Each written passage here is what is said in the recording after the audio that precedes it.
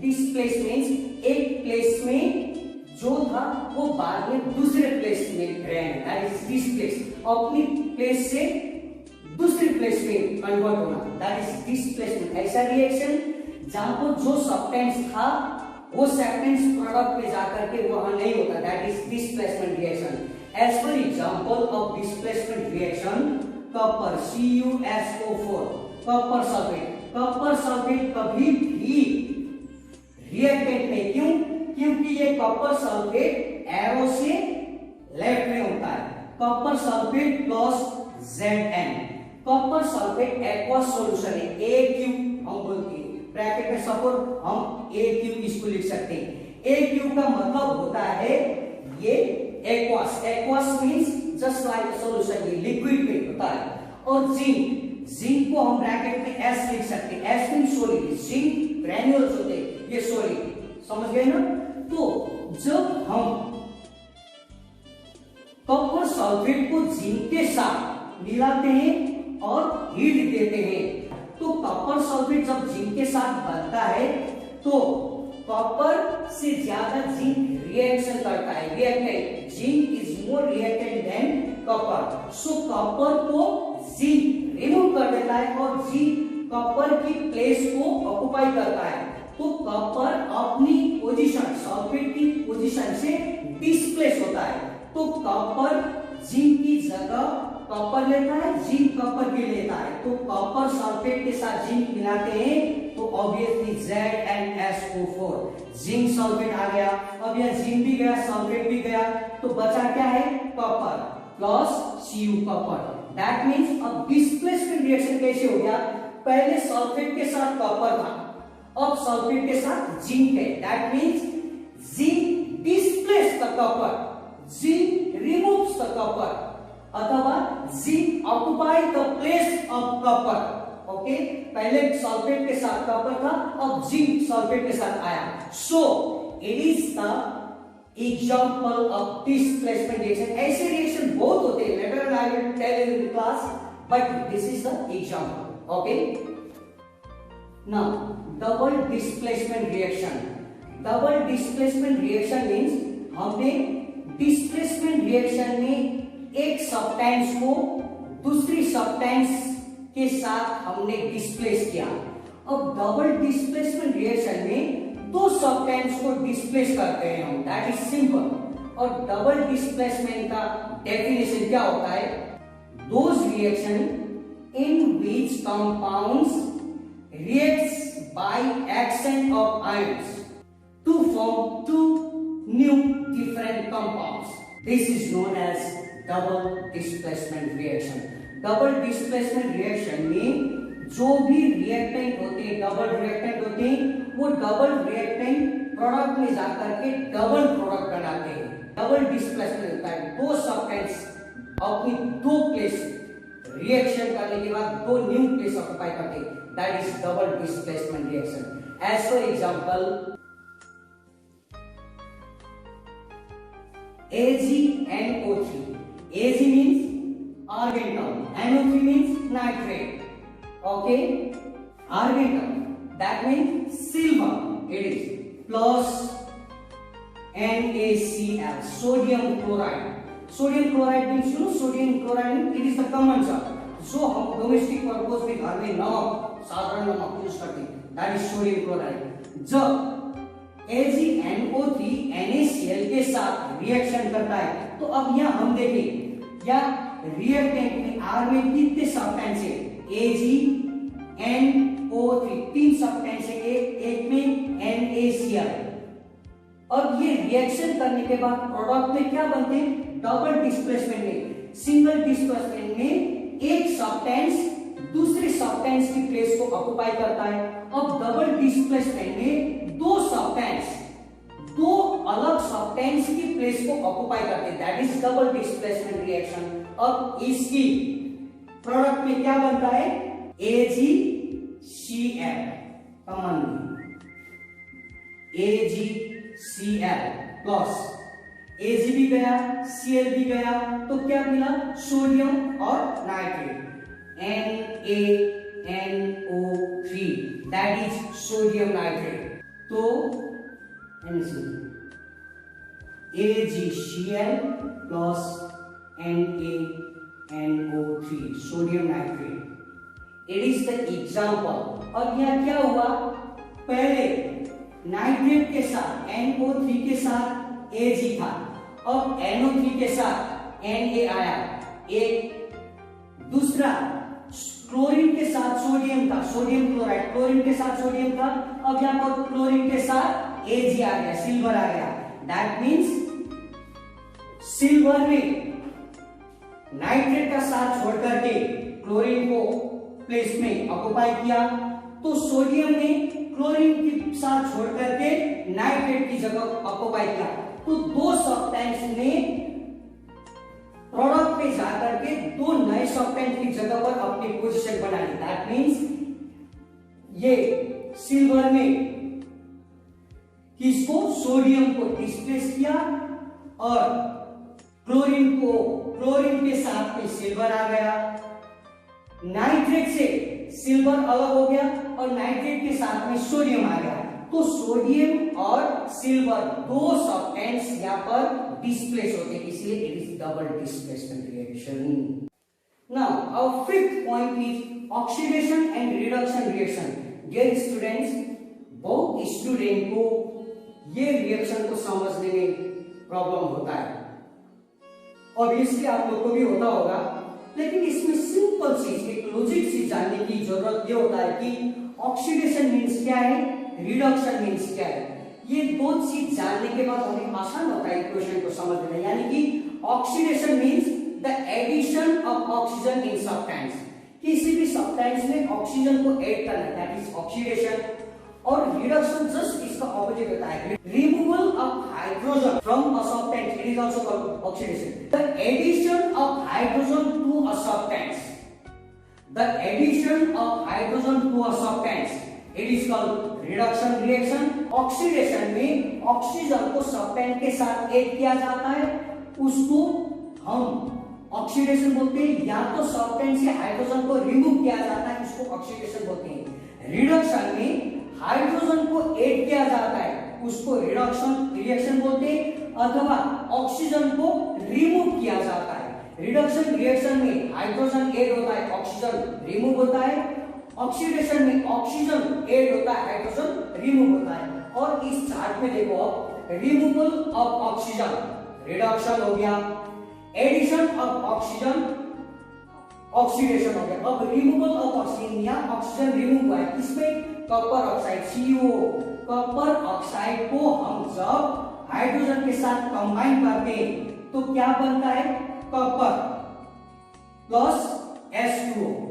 अब ये copper plus H2O बना है, यहाँ पर ऑक्सीजन जो कॉपर ऑक्साइड के साथ था ये रिमूव होकर के वाटर के साथ कंबाइन हो गया।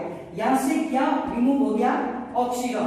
दैट मीन्स ऑक्सीजन यहाँ से रिमूव हो गया, इसीलिए हम इसको रिडक्शन रिएक्शन बोलते हैं। अब ऑक्सीडेशन में क्या होता है, एडिशन ऑफ ऑक्सीजन, ऑक्सीजन को ऐड होना ही ऑक्सीडेशन है। अब ऑक्सीजन का ऐड हुआ, यहाँ पर H2 था, H2 के था एक ऑक्सीजन ऐड हो गया और H2O बना, यानी कि हाइड्रोजन के साथ ऑक्सीजन ऐड हो गया और वाटर बना, it is oxidation. Now dear students, अब ऑक्सीजन को हमने एडिशन भी ऐड भी किया, ऑक्सीजन को रिमूव भी किया, ऑक्सीजन के आधार पर हमने ऑक्सीडेशन और रिडक्शन पढ़ा। अब हाइड्रोजन की टॉपिक में हाइड्रोजन को लेकर के हम ऑक्सीडेशन और रिडक्शन रिएक्शन हाइड्रोजन के द्वारा कैसे बनता है। अब हाइड्रोजन के लिए removal of hydrogen, it is oxidation. Another thing is addition of hydrogen, किसी भी सब्सटेंस में हाइड्रोजन को ऐड करना, वो रिडक्शन रिएक्शन है। क्योंकि ऑक्सीडेशन और रिडक्शन क्वाइट ऑपोजिट, मैंने आपको बताया, ऑक्सीडेशन और रिडक्शन का मतलब एक दूसरे में बिल्कुल विपरीत होते हैं।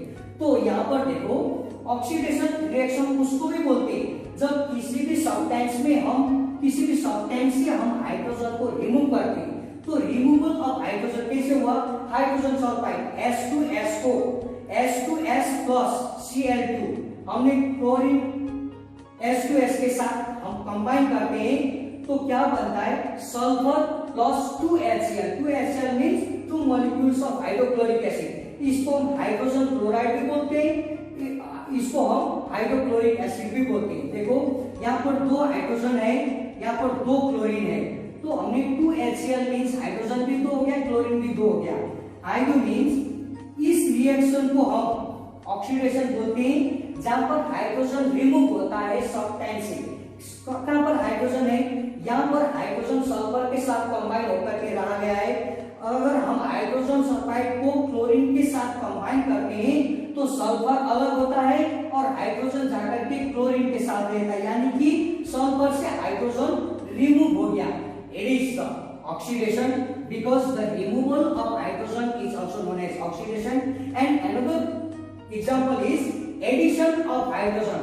अब किसी भी सब्सटेंस में हाइड्रोजन को हम ऐड करते हैं तो उसको रिडक्शन रिएक्शन बोलते हैं। अब हाइड्रोजन का ऐड होता है, क्लोरीन था, क्लोरीन के साथ हमने हाइड्रोजन को ऐड किया, तो क्लोरीन के साथ हाइड्रोजन को ऐड करने के बाद क्या बना, HCl हाइड्रोक्लोरिक एसिड बना। यानी कि क्लोरीन के साथ क्लोरीन एक सब्सटेंस है, क्लोरीन के साथ हाइड्रोजन ऐड हो गया, यानी कि एडिशन ऑफ हाइड्रोजन, क्लोरीन के साथ हाइड्रोजन ऐड हो गया, तो ये भी रिडक्शन रिएक्शन हो गया। रिडक्शन और oxidation is quite opposite to one another. Okay, try to understand.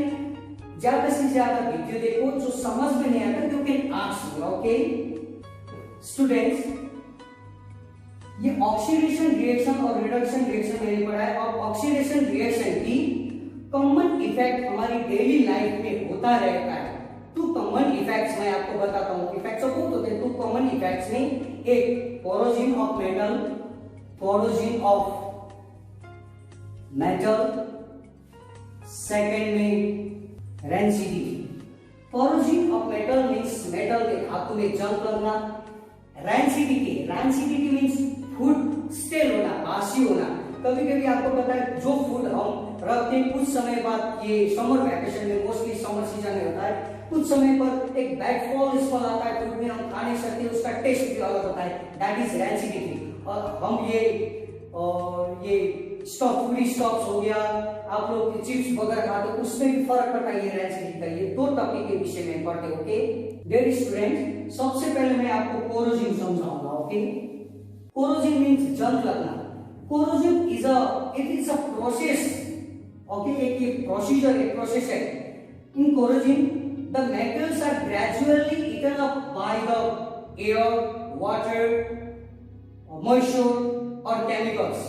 हवा के द्वारा, पानी के द्वारा, मॉइस्चर के नमी मॉइस्चर द्वारा और कोई केमिकल द्वारा कोई भी मेटल को ग्रेजुअली ईटन अप होना, उसको कोरोजन बोलते हैं। आपने देखा होगा कोई मेटल, कोई धातु अगर मिट्टी में अथवा नल के सामने अथवा कहीं सिंक के सामने किचन में है तो उसमें जंग लग जाता है, और बहुत समय होने के बाद उस जंग को जब हम निकालने की कोशिश करते हैं तो वो जो मेटल था, वो भले वो आयरन का हो, उसको इतना होता है, कहीं उसमें छेद आते हैं, उसमें एक प्रकार की कमजोरी आती है, वीकनेस आता है उस मेटल में। उसका मतलब इसको इतना किया गया, किसके द्वारा, एयर के द्वारा, कोल्ड मॉइस्चर यानी कि मॉइस्चर के द्वारा, वाटर के द्वारा, अथवा कभी कभी कोई केमिकल्स द्वारा मेटल्स को इटर्न अप करना, धीरे धीरे जंग लग जाना मेटल में और उस मेटल को धीरे धीरे वीक बना देना, इटर्न अप कर देना, उसको हम कोरोजन बोलते हैं। अक्सर ये कोरोजन होता है। अब इस कोरोजन से हम मुक्त पाने के लिए क्या करते हैं, उस मेटल को कोरोजन ना हो जाए, जंग ना लगे, क्या कर सकते हैं हम उसको, we can use the oil, हम उसको तेल से कवर कर सकते हैं। पेंट दूसरा एग्जांपल है, पेंट हम उसमें कलर कर सकते हैं। Rusting of iron is oxidation, the addition of oxygen. और हवा के द्वारा ही कोरोजन होता है ना। हम किचन में आप लोग देखते हो जंग, जब बर्तन धोने की जगह होता है इसके आजू बाजू इधर उधर कहीं जंग लग जाता है, अगर उस जंग में हम अवेयर नहीं हो गए तो बाद में वो पर्टिकुलर मेटल में वीकनेस आ जाता है। वीकनेस इतनी हद तक आता है कभी कभी उसमें होल छेद भी बन जाते हैं। That means it is oxidation. ये एक ऑक्सीडेशन का rusting of iron is the best example of oxidation. Another point is rancidity. Rancidity को हिंदी में बोलते हैं बासी, सड़ जाना, भोजन कोई भी इडेबल चीज में सड़ जाना, यानी कि रेंसिडिटी कैसा होता है, because of the air, because of the oxygen, sometimes our food converts into bad poisonous food, it will get foul smell, bad taste, खराब, उसमें गंदे भी खराब आता है, बैड स्मेल आता है, हम खा नहीं सकते, हमें ये खाने लायक नहीं रहता, बासी हो जाता है वो फूड। इस प्रकार की कंडीशन हमारी इडेबल फूड आइटम्स में आना, इसको हम रेंसिडिटी बोलते हैं। Okay, rancidity can be prevented by the antioxidant to food, particularly in fats and oils. किसी भी फैटी चीज में, ऑयली चीज में रेंसिडिटी ना हो जाए, इसके लिए हम एंटी रेंसिडिटी यानी कि एंटीऑक्सीडेंट कुछ केमिकल्स को हम यूज कर सकते हैं। As for example, antioxidant chemicals which can be used in food not to bring food in rancidity condition, these are BHA. BHA means butylated hydroxy anisole, and another one is BST. BST means butylated hydroxytoluene. These two chemicals help us not to be rancid in food. अब food को rancidity होने से बचाने के लिए कभी कभी हम जो फूड जिस कंटेनर में रखते हैं, जिस पैकेट में रखते हैं, उस पैकेट में कुछ केमिकल ऐड करके भी रेंसिडिटी से बचा के उस केमिकल को हम नाइट्रोजन बोलते हैं। नाइट्रोजन को ऐड करके हम फूड आइटम को रेंसिडिटी में आने से भी बचा सकते हैं। एज पर एग्जांपल, आपने देखा है कितने चिप्स मार्केट में मिलते हैं, ये कुरकुरे, मुरमुरे, लेज, समथिंग समथिंग चिप्स, इनके अंदर आपने देखा होगा ये फूड पार्टिकल तो कंपोनेंट तो फूड की कम होती है, लेकिन वो पैकेट बड़ा सा होता है, हम उसको प्रेस करते हैं तो वो प्रेसेबल नहीं होता, उसके अंदर नाइट्रोजन गैस फिल किया होता है। नाइट्रोजन गैस उस फूड को प्रिजर्व करके रखता है। सेकेंड वन इज, फूड को कभी कभी हम रेंसिडिटी से बचाने के लिए रेफ्रिजरेटर में भी फूड को रखते हैं। कभी कभी हम इवनिंग को कोई ऐसी चीज होता है जो हमें मॉर्निंग में उसकी यूज करना है, तो हम उसको प्रिजर्व करके फ्रीज में रख करके, तो रेफ्रिजरेटर में रखने के बाद भी उस फूड में रेंसिडिटी से अटैक नहीं हो पाएगा, उस फूड प्रिजर्व रहेगा। And the final point is, कितनी फूड्स को रेंसिडिटी से बचाने के लिए हम वो फूड की कंटेनर की लीड को, lead means what is this, cover, उसके जो कवर होते हैं वो टाइटली पैक करते हैं उस फूड को, उस कंटेनर की कवर को, लीड को टाइट करने के बाद उसमें कोई भी ऑक्सीजन अगर जा नहीं सकता, कोई ऑक्सीजन के बाद भी रेंसिडिटी प्रॉब्लम है, ऑक्सीडेशन है, तो ऑक्सीजन अगर जा नहीं पाया, उसमें कोई भी वेट मॉइस्चर जा नहीं पाया, उसमें कोई भी वाटर की ड्रॉप एंटर नहीं कर पाया, तो भी हम फूड को हम रेंसिडिटी से बचाते हैं। And the final point is, food item को हम अगर लाइट से दूर रखते हैं तो भी रेंसिडिटी से हम बचा सकते हैं। तो डियर स्टूडेंट्स, आज हमने टाइप्स ऑफ केमिकल रिएक्शन पढ़े, साथ साथ में मैंने ऑक्सीडेशन एंड रिडक्शन रिएक्शन भी आपको समझाया।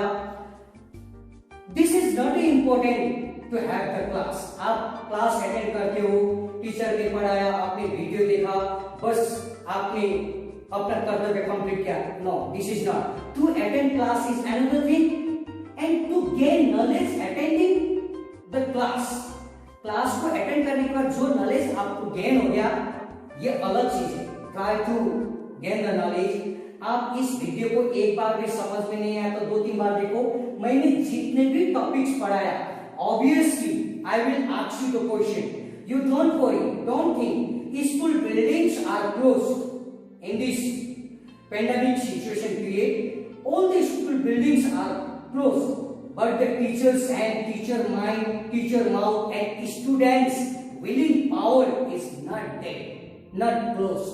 तो आप लोग हो, मैं हूं, मुझे किस तरह से आपको पूछना है, आपको समझ में आया कि नहीं आया, कौन सी प्रोसीजर से मैं फाइंड आउट करूं कि आपने मन लगा करके इसको समझा कि नहीं समझा। दैट आई नो, मैं आपको पूछूंगा।